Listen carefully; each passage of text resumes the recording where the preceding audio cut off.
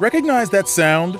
You should, since Hollywood loves to use it in scary movies. Surprise, it's not a ghost, it's a bird with a flair for the dramatic. That eerie call belongs to the loon.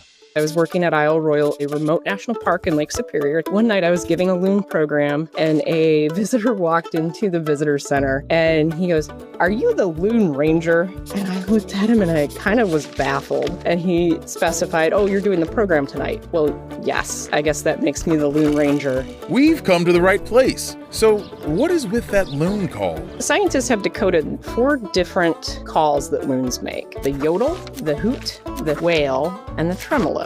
And they all have different meanings. So when we think about the yodel, this is a males only call. It is really meant to signify, I am the big male. Contrast that with the hoot.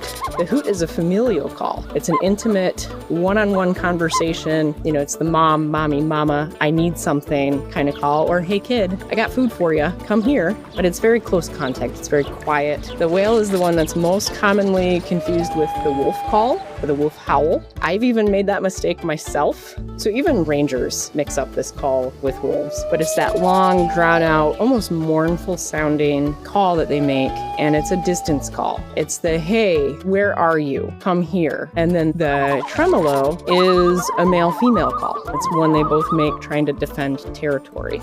So loons can yodel, whisper, howl, and basically yell, "Get off my lawn." But what else makes them different from other birds? Loons are built for swimming. They are built for diving. Many birds have hollow bones or bones with a lot of air spaces in them. That's to allow them to take off and land easier. Loons have solid bones. If you ever watch a loon try to take off to fly, it's like watching a big B-52 bomber try to take off on a short runway. They're just not built for it. Hollywood likes to use loon calls all around the world in spooky swamps, but in real life, loons mostly stick to inland freshwater lakes in the northern U.S. and Canada. And when the season ends, these acoustic talents head south.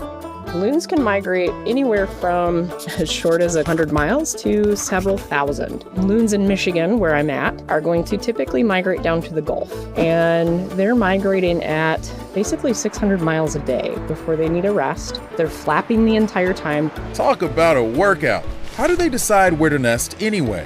They're really focused on territory. It's not necessarily about the mate, it is about the real estate. So they're looking for those territories that have all of those boxes checked. Good clear water, good food, somewhere to stash the kids, somewhere to nest, quiet, privacy. So they're looking for all of that. If you're a little loon chick, you are a target for everything that's hungry, from above and below. So loon chicks will spend about 10 days on the back of mom or dad. They're super buoyant when they're little. When they start trying to dive, they just right back up.